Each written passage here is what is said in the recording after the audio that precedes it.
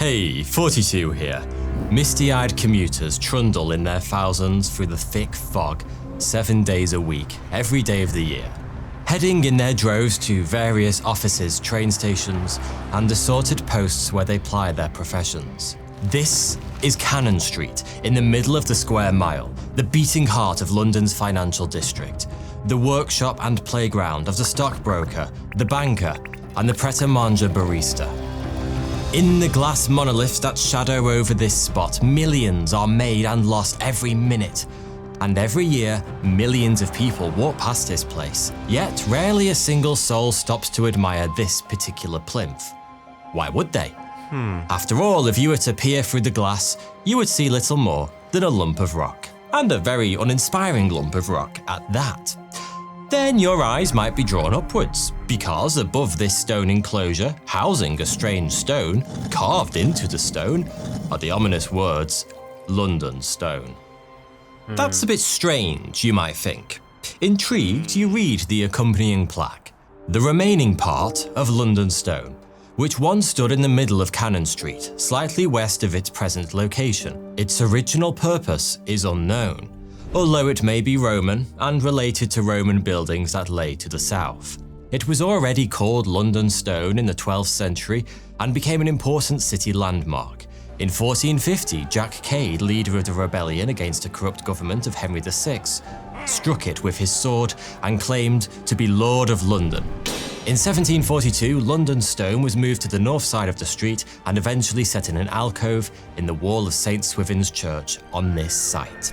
The church was bombed in the Second World War and demolished in 1961-2, and London Stone was incorporated into a new office building on the site.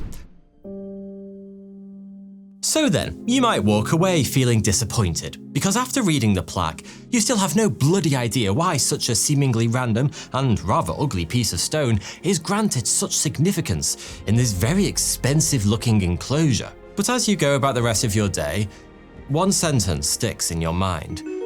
Its original purpose is unknown. And there's a damn good reason why that sentence seems so strange, and why, in fact, this plaque fails so spectacularly at teaching you about this artifact's history. Because, despite potentially being the most important piece of stone in British history, nobody alive knows where it came from and why it's here. This is the strange story of London Stone, probably the most mysterious rock in the world. Today's video is in paid partnership with BetterHelp. So the festive season is on the horizon and it can be full of joy. But for many of us, it can also be a time when we might feel alone or lost. But BetterHelp offers a safe space to talk, where you can share what's on your mind, whether it's stress, sadness, or relationship issues, without fear of judgment. With BetterHelp, you receive guided help from an expert therapist. A trained mental health professional is there to listen, ask questions, and help you see things from brand new perspectives. They can provide insights and teach techniques to manage your emotions, reduce stress, and make positive changes in your life. And starting therapy is so easy with BetterHelp. Just fill out a questionnaire and you will be matched with a therapist in as little as a couple of days. With over 7,000 reviews and a 4.5 rating on Trustpilot, BetterHelp is a platform you can trust. One of the best features of BetterHelp is that if the first therapist doesn't feel like the right fit, you can easily switch to another until you find someone that you really connect with. If you're struggling and you think you benefit from a therapy session, click the link in the description or go to betterhelp.com/42 and get 10% off your first month of therapy. Don't miss out, and a big thanks to BetterHelp for sponsoring this video. As we've already established, we don't know much about London Stone, but there are 3 facts that we are sure of. First, it has always been here. Despite a couple of small relocations over recent years, historically, it has always stood right in the middle of Cannon Street. Here's a map from 1553 depicting the location of the London Stone. Second, the stone is made from oolitic limestone, and that's strange because oolitic limestone is not found anywhere in London. It consists of small spherical grains called oids, which form in shallow marine waters. Oolitic limestone is typically found hundreds of miles away from the London area, so someone, at some point, moved it here. Third, it used to be much larger. The present-day stone is only a fragment of the original. How large was it exactly?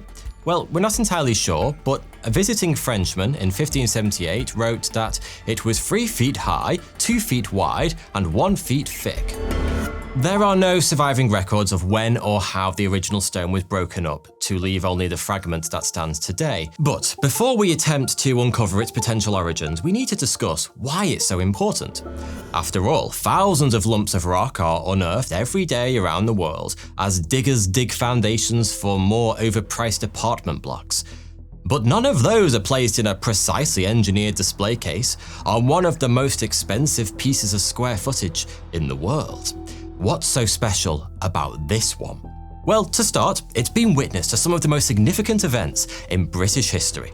In 1450, amidst the turmoil of King Henry VI's tyrannical reign, a man named Jack Cade led about 5,000 disgruntled peasants into London. Cade headed straight for London Stone, which he struck aggressively with his sword and proclaimed himself Lord of London. It didn't work, by the way. He was killed shortly afterwards. But speaking of rulers, it is written that throughout the Middle Ages, every newly crowned king of England was expected to lay their hands on London Stone as their very first post-coronation act. However, we're not sure if this was actually true or more of a recent embellishment of history. London Stone survived the Great Fire of London in 1666, despite being right in the centre of the worst hit area of London, leading many to believe it has magical powers. In reality, it probably survived because of its position in the middle of the street, which kept it away from any burning buildings. Then, during the Blitz of World War II, it suspiciously survived yet again. In 1742, it had been moved to St. Swithin's Church, because being located right in the middle of the road, it was causing a nuisance to the growing traffic. So, when St. Swithin's Church was bombed to smithereens in 1940 by the Luftwaffe, the local population was shocked to find the London Stone amongst the rubble, completely unharmed, as if protected by some holy force. And this is where the tale of London Stone gets really interesting. Now, I've talked about some peculiar items with some bizarre folklore over the years, but I don't think I've ever come across a single object that has had more tall tales told about it. Some say this was the stone from which King Arthur pulled the sword Excalibur, proving himself as the rightful king. Some say London Stone forms part of an ancient network of ley lines, which connect it along channels of Earth's natural energy to other sites such as Stonehenge and Avebury. Speaking of which, others believe the London Stone was once part of a much greater Neolithic structure. Perhaps a monument on the scale of Stonehenge was right here in the centre of London, long before the city was established by the Romans. Some say this stone has long played host to clandestine ceremonies carried out by the Freemasons or the Knights Templar. Some say this is one of the most important historic sites of Druidic rituals and worship. Now, I'm a skeptical man, so obviously I say all these things with a hint of jest. But there is one mystical property surrounding London Stone that has echoed through the ages, and it has been repeated so frequently over the past millennia that it does make one wonder if there isn't a touch of truth to it. If London Stone falls, so too does London.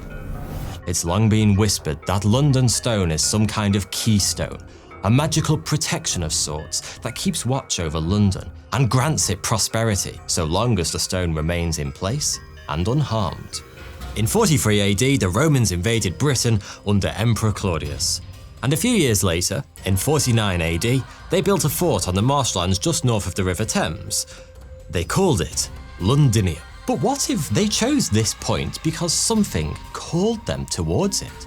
Researchers have theorized that London Stone was chosen by the Romans as a central milestone, the center of their new realm in the British Isles. If we overlay the historical boundaries of Londinium onto modern-day London, London Stone sits right here, which is roughly the middle of the Roman settlement. Their forum sat just north of it. In fact, zoom out a bit and look at this map of the roads that the Romans built leading into Londinium. The point at which they converge just so happens to be the site of London Stone. It's for this reason that historians believe London stone was used as a milestone, known as a millenarium, from which they measured all distances in Britain. After all, it was common for the Romans to use a very specific object or place as the starting point of their road networks elsewhere across Europe. So it reasons that London stone would have represented the heart of Roman authority in Britain. It's also written that Brutus of Troy, the mythical king of England, said, "So long as the stone of Brutus is safe, so long shall London flourish." Now, the story of Brutus is just a fantasy, of course. Nonetheless, these words stayed in the collective psyche of Londoners throughout the medieval period. It was known by all that the safety of London stone is somehow intrinsically linked with the safety of London itself, which explains why it's been treated with such reverence throughout the centuries. During the Middle Ages, a specially made iron cage was placed on top of it to stop thieves from taking it. In 1598, English chronicler John Stow wrote about the stone, "If carts do run against it through negligence, the wheels be broken and the stone itself unshaken." This thing was in the middle of one of the most central, busiest roads in all of London. If it didn't hold such spiritual significance to the people of London, if it were any ordinary stone, it would have been broken up and disposed of a long time ago. But quite the contrary. It was moved, sure, but with great care and respect. It was first relocated in 1742 to the aforementioned St. Swithin's Church. And by this point, the stone had gained a name for itself across the nation. Throughout the 17th century, people would travel to London just to see the stone in the flesh. I mean stone. Between 1629 and 1670, there were at least 30 books published that talked about London stone, which makes it all the stranger that so few people have heard about it in the modern day. But perhaps that's just a reflection of waning levels of superstition in our modern age of science and reason. If further proof was needed that this once great and revered artifact has now fallen from public consciousness, let me tell you this. In 1962, the bombed-out remains of St. Swithin's were cleared and replaced by a very generic-looking commercial building. London stone that still sat in the same place amongst the ruins was incorporated into the new building. And what business should inhabit that building, becoming the caretaker of this prestigious and storied stone? None other than a W.H. Smith.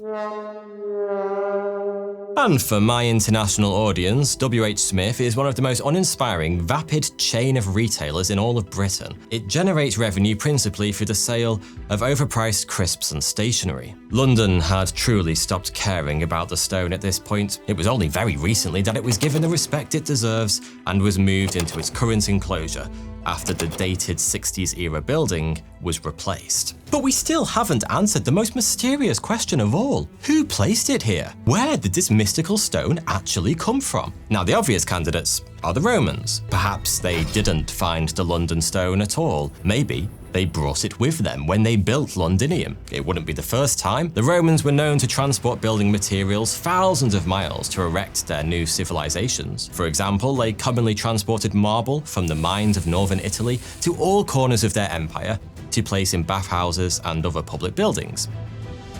Excavations in the area have uncovered remnants of a substantial Roman structure thought to have been a governor's palace. The leading theory amongst archaeologists is that the London stone formed part of the main entrance or gate to the palace. It's interesting, but that still doesn't answer whether the Romans brought London stone to Londinium or if it was already there when they arrived. In 1924, an American archaeologist, George Byron Gordon, published a book, Rambles in Old London, in which he wrote on London stone, "It was an object of great antiquity when the Romans arrived, and their predecessors, the ancient Britons, found it on their arrival more than 2,000 years before. It was erected by the people of the New Stone Age." He was referring to the Neolithic period, about 7,000 to 2,000 years before Christ. But this, of course, doesn't prove anything. People write bullshit in books all the time and expect people to believe it. Now, some people do believe the stone to be over 5,000 years old. Possibly it was part of a Druidic shrine or holy site and was used for some kind of ancient ritual, long before the first embers of a city ever fell upon this location. The first written reference to London stone appears to be in the 11th century, well after the Romans came and may or may not have brought the stone with them. Ultimately, we have no idea where it came from, and more importantly, why someone deemed it so important to be relocated hundreds of miles from its origin. Which is why, in the plaque that accompanies it today, it quite rightly states, its original purpose is unknown. To me, the most interesting thing about London Stone is not its supposed mystical powers, and it's not that for hundreds of years people genuinely believed that if London Stone fell, so too would London, and it's not its various and fanciful origin stories. Let's be honest, this stone probably has no magical powers whatsoever. No. To me, the most interesting thing about it is the stories that people tell about an inanimate object. When you think about it, it's absolutely bonkers that, as a collective, we decided to build what was very probably an overpriced altar in one of the world's most expensive streets, in the wall of one of the world's most expensive buildings, entirely dedicated to a random rock that we ultimately don't really know anything about. But the fact that London Stone itself is wholly underwhelming is, at least to me, why it's so beautiful. Some anthropologists believe that the human race is only so successful at dominating the earth not because we have language, but because language enables us to tell stories. Stories that unite us behind a common cause or belief. That's the whole point of religion. And London Stone is no more than yet another totem to tell stories about and to revere, and most importantly, something for communities throughout the ages to rally behind. To you and I, London Stone may appear to be a random chunk of earth, and for all intents and purposes, it is. But to the people of London, for well over 1,000 years, and still to this day, this lump of limestone represents the safety of the city itself, its future prosperity, and the people who call it home. And if you ask me, there's something really magical about that. Thanks for watching. Just a quick word to say that I couldn't make these videos without the support of my Patreon members. Consider joining the exclusive 42 Discord community by supporting me on Patreon. It's a great place to discuss my videos with like-minded individuals and myself. The link's in the description, but if you don't want to, or you can't join my Patreon, then please don't worry. A simple like or comment to say thanks would also put a huge smile on my face. Thank you.